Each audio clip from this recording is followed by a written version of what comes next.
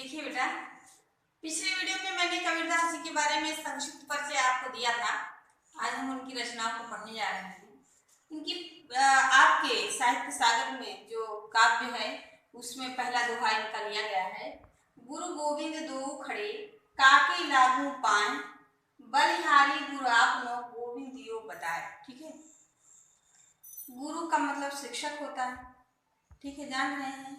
गोविंद अर्थात ईश्वर, दो मतलब दोनों, खड़े होना, सामने होना, काके इसके, लागू पाए मतलब पैर छू, किसका चरण स्पर्श करूं। ठीक, बलिहारी गुरु आपनो, आपनो का मतलब आपको।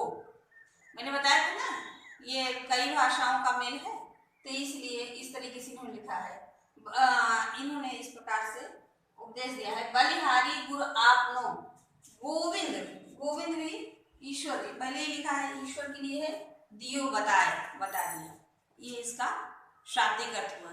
और इसकी व्याख्या सुने कि गुरु गोविंद दो खड़े। कबीरदास जी कहते हैं कि सबसे पहले तो आप ये जानिए कि उनको गुरु मानते हैं। गुरु इनके हिसाब से वही व्यक्ति हो सकता है जिसने जो ज्ञान वो देने जा रहा है, जो दे रहा है, उसका साक्षात्कार उसने स्वयं कर लिया है।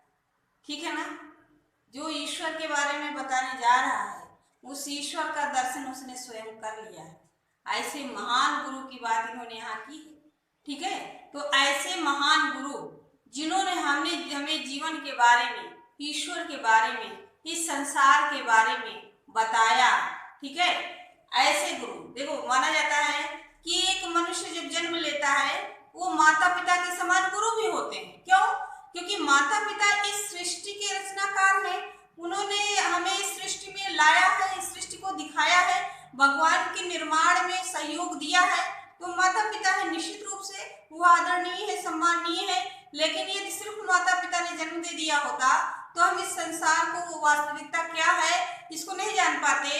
यदि हमें गुरु रूपी माता पिता ना मिले होते जिन्होंने हमें संसार की वास्तविकता को बताया, इस हकीकत को बताया और हमें वो ज्ञान पैदा किया कि हम अपने जीवन के लक्ष्य को समझ सकें, इस दुनिया की हकीकत को समझ सकें और अपने जीवन को अच्छे तरीके से जी सकें, जीने योग्य बताया। इसलिए गुरु भी माता पिता के समान होता है। लेकिन कबीरदास जी ने गुरु को ईश्वर से भी श्रेष्ठ बता दिया।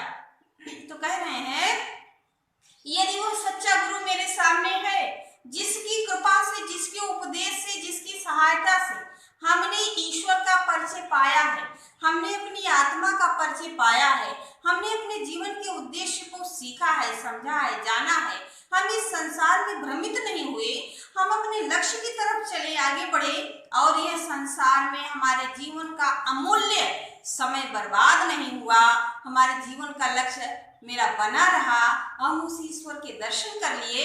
यदि वह ईश्वर भी सामने खड़ा हो और वह गुरु भी सामने खड़ा हो तो काके लागू पाए, तो मुझे किसका पैर पहले स्पर्श करना चाहिए? क्योंकि स्वाभाविक बात है, यदि दो व्यक्ति पहले हैं, आपके सामने हैं, तो जिसका पैर आप पहले स्पर्श करते हैं, निश्चित रूप से आप स्पर्श करना ही सिद्ध कर देता है कि अगले व्यक्ति की अपेक्षा आप उस व्यक्ति को ज्यादा महत्व दे रहे हैं। पैर छूने से यह स्पष्ट हो जाता है कि आपकी निगाह में पहले वह श्रेष्ठ है, उसके बाद अगला श्रेष्ठ है। तो कबीरदास जी कह रहे हैं ऐसी स्थिति में हम क्या करें? यदि दोनों मेरे सामने हैं, किसको हम श्रेष्ठ बताएं और किसको हम श्रेष्ठ ना बताएं?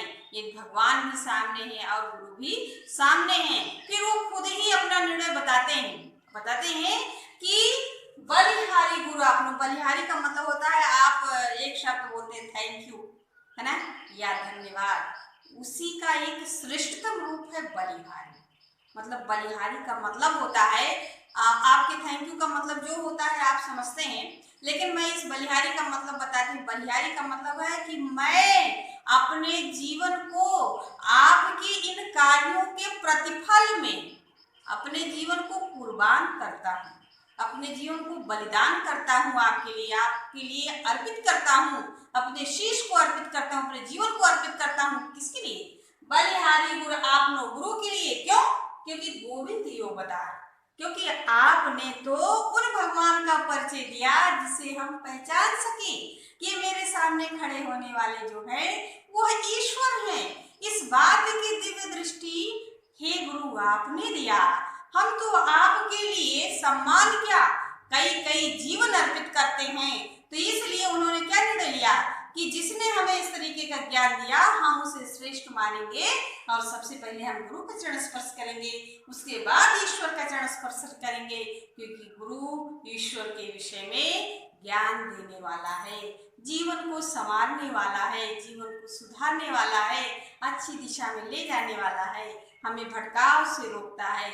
इसलिए हम गुरु के लिए कई कई जन्म अपना कुर्बान करते हैं। चरण स्पर्श करने की बात ही क्या है, ठीक है। तो इस प्रकार से कबीरदास जी ने गुरु को ईश्वर से श्रेष्ठ माना और उनके चरण स्पर्श को प्राथमिकता दी। सबसे पहले उन्होंने उनका चरण स्पर्श किया, ठीक है। देखिए बेटा, इस दोहे से संबंधित आपके एक्सरसाइज बुक में जो प्रश्न होगा ध्यान रखिएगा, उस प्रश्न को समझिएगा, उसके बाद उसका उत्तर लिखिएगा। बार बार इस लाइन का अर्थ नहीं लिख रहा है। 9th में आते आते सबसे बड़ी बात यही होती है कि आप प्रश्न को समझें और उसका उत्तर जो पूछा जा रहा है उसको लिखें। जो हमने बताया वही नहीं, उस प्रश्न के अनुसार आप उत्तर लिखिएगा। इसकी व्याख्या ही बार बार मत लिखिएगा।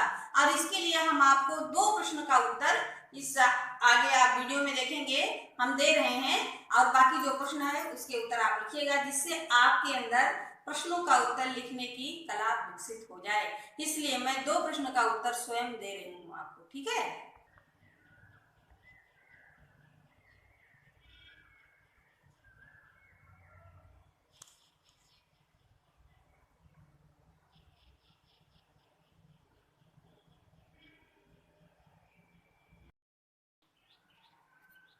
देखिए बेटा, ये कबीरदास जी का दूसरा दोहा है। जब मैं था तब हरि नहीं, अब हरि है मैदान, प्रेम गली अति सांकरी, तामे दो न समान। और इसकी एक शब्द के जो कठिन शब्द थे उसकी मीनिंग यहाँ पर मैंने लिखा है, ध्यान दीजिएगा। ये मीनिंग आप अपनी बुक में जरूर लिखिएगा, नोटबुक में, क्योंकि आपका जो प्रश्न बनता है उस प्रश्न में अधिकतर ऐसा प्रश्न आ जाता है कि लास्ट का जो प्रश्न होता है, अगर आपको याद होगा, आपको जो पेपर पैटर्न मैंने बताया था, लास्ट का जो प्रश्न होता है वो 3 नंबर का होता है, और उसमें क्या करते हैं 6 शब्द दे देते हैं और उसकी मीनिंग लिखने के लिए बता देते हैं, और 6 शब्द की बस मीनिंग आप लिखेंगे, हाफ नंबर का एक मीनिंग होता है, तो आपको जो है 3 नंबर आराम से मिल जाएंगे। तो इसलिए ये मीनिंग आप लिखते जाइएगा, जिन जिन दोहों का मीनिंग मैं पिछले दोहे का मीनिंग मैंने बताया था लिखिएगा। यहाँ पर मैंने लिखित यहाँ पे रख दिया है, ठीक है, लिख दिया है। देखिए, मैं का मतलब होता है अहंकार, अभिमान, जो व्यक्ति के अंदर होता है। हरि का मतलब होता है ईश्वर, ठीक है। गली का मतलब होता है कम चौड़ा रास्ता, ठीक।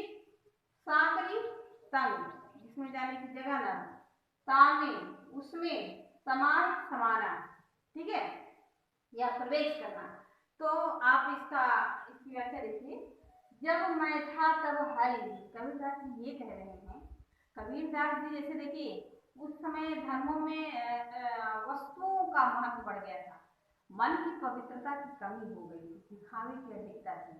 तो यहाँ पर कबीरदास कह रहे हैं कि आप कितना भी दिखावा कर लीजिए, लेकिन यदि आपके अंदर अहम की भावना है, अभिमान की भावना है, गर्व की भावना है, ठीक है। जब मैं था मतलब जो कबीरदास कह रहे हैं, जब व्यक्ति के अंदर मैं अभिमान उसके अंदर विराजमान रहता है तब हरि नहीं, तब कितना भी उपाय आप कर लीजिए, आपके अंतर आत्मा में विराजमान आपका ईश्वर दिखाई नहीं देगा। यहाँ पर एक प्रसंग मैं आपको बताना चाहूंगी, मुझे याद आ गया। कबीरदास जी के जो भगवान है वो उन भगवान को बाहर नहीं देखते, उनका साकार रूप नहीं मानते हैं, वो ये मानते हैं कि प्रत्येक व्यक्ति के अंदर जो आत्मा है, जिससे वह जीवित है, वही उसका ईश्वर है।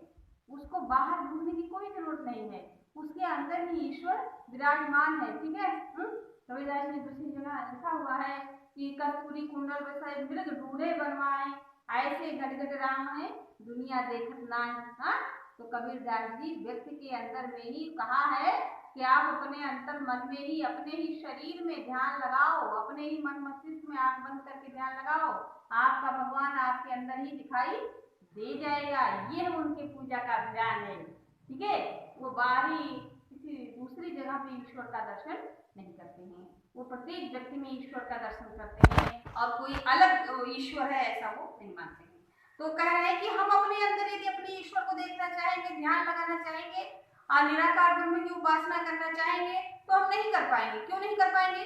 क्योंकि उस ईश्वर के दर्शन के लिए जो अनेक अनेक वस्तुएं साकार ब्रह्म वाले लगाते हैं, चढ़ाते हैं, पूजा करते हैं, उसी प्रकार से वो कहते हैं कि निराकार ब्रह्म की उपासना करने के लिए सबसे पहली पूजा यह होनी चाहिए कि व्यक्ति को अपने मन के अहंकार को खत्म कर देना चाहिए। उसके अंदर अहम की भावना नहीं होनी चाहिए, अभिमान की भावना नहीं होनी चाहिए। ठीक कि जब मैं था तब यदि व्यक्ति के अंदर मैं अभिमान रहेगा तो वह कभी भी अपने अंदर ही स्थित ईश्वर का दर्शन नहीं करेगा, क्योंकि ईश्वर तभी दिखाई देता है जब व्यक्ति अभिमान को समाप्त कर देता है, नहीं तो उसे लगता है कि मैं ही सब कुछ हूँ, है ना।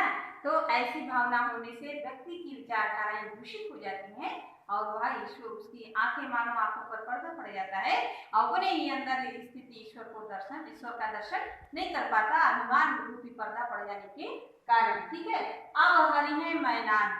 कबीरदास जी कहते हैं यदि व्यक्ति उस अभिमान को समझ लेता है कि वह अभिमान जो व्यक्ति के अंदर विराजमान हो जाता है, जो उसी के द्वारा प्रादुर्भूत किया जाता है, यदि उसके रहने से कितना बड़ा क्लेश है, उसको कितना बड़ा संकट है, किस तरीके से वह दुख प्राप्त करता है उस अभिमान से, यदि वह इस बात को समझ जाता है और अपने अंदर के अभिमान को समाप्त कर देता है, तब क्या होता है? तब उसे अपना ईश्वर प्रत्यक्ष दिखाई देने लगता है। जैसे शीशे पर अगर गंदगी पड़ी हुई है, आप साफ कर देंगे तो आप स्वयं उस ईश्वर उसे शीशे में विधिवत दिखाई देंगे, स्पष्ट दिखाई देंगे। उसी प्रकार से मन से अभिमान को साफ कर देने से कबीरदास कहते हैं कि हरि तब वह ईश्वर दिखाई देता है, और जब वह ईश्वर दिखाई देता है तो फिर वहां कभी अभिमान का वास हो नहीं सकता। व्यक्ति की प्रवृत्तियां सत प्रवृत्ति में परिवर्तित हो जाती हैं और दोबारा उसके मन में पुनः अभिमान का प्रवेश नहीं होता है, केवल ईश्वर ही रहता है, अभिमान नहीं रहता। तो प्रेम गली अतिसाकरी। अब यहाँ पर प्रश्न उठता है कि हम कुछ बच्चे भी प्रश्न कर देते हैं, मन मस्तिष्क में भी प्रश्न आता है कि क्या जरूरत है, एक बगल में ईश्वर है ही, एक बगल में अभिमान रखा जाए, कभी अभिमान कर लिया जाए, कभी ईश्वर को देख लिया जाए। नहीं, प्रेम गली अतिसाकरी तामे दो न समाए। अर्थात प्रेम का रास्ता ऐसा है, यदि आप अभिमान करेंगे तो ईश्वर वहां पर विराजमान नहीं रह सकते हैं, और यदि ईश्वर को चाहते हैं तो आपको अभिमान को मिटाना ही होगा। हृदय का निर्माण ही ऐसे हुआ है कि एक साथ आप, कबीरदास जी कहने का इसमें डीप अर्थ ये है कि एक साथ आप रो और हंस नहीं सकते। रो हंस सकते हैं साथ? रोने भी लगेंगे, हंसने भी लगेंगे? नहीं, या तो रोएंगे या तो हंसेंगे, या तो दुख का एहसास करेंगे या तो सुख का एहसास करेंगे, या तो आनंद का। एक ही स्थितियां, ये विरोधाभास है। तो कबीरदास जी के कहने का मतलब ये विरोधाभास स्थितियां हैं। ये हृदय की प्रेम गली अतिसाकरी का मतलब यही है। ये तो शाब्दिक अर्थ है कि प्रेम का रास्ता बहुत पतला है, उसमें दोनों चीजें नहीं आ सकती, ना अभिमान आ सकता और ईश्वर दोनों एक साथ नहीं आ सकते। लेकिन इसका आशय यह है कि हृदय की बनावट ही ऐसी है, मनुष्य की संरचना ही ऐसी है कि वह एक ही स्थिति को रख सकता है, या तो दुखी हो सकता है या तो सुखी हो सकता है, या तो वह अभिमान करेगा या तो वह ईश्वर की प्राप्ति करेगा, या तो वो बुरा व्यक्ति होगा या तो वह अच्छा व्यक्ति होगा। दोनों एक साथ स्थितियां किसी भी व्यक्ति के हृदय में विराजमान नहीं रह सकती हैं। इसलिए उन्होंने कहा कि हमें सबसे पहले अपने अंतरात्मा में, अपने अंतरात्मा के दर्शन के लिए, अपने ईश्वर की प्राप्ति के लिए, अपने जीवन के मुख्य उद्देश्य मोक्ष की प्राप्ति के लिए अपने मन के अहम को समाप्त करना होगा, तो हमें अपना ईश्वर प्रत्यक्ष दिखाई देगा, अन्यथा हम अपनी प्रार्थना में सदैव असफल रहेंगे।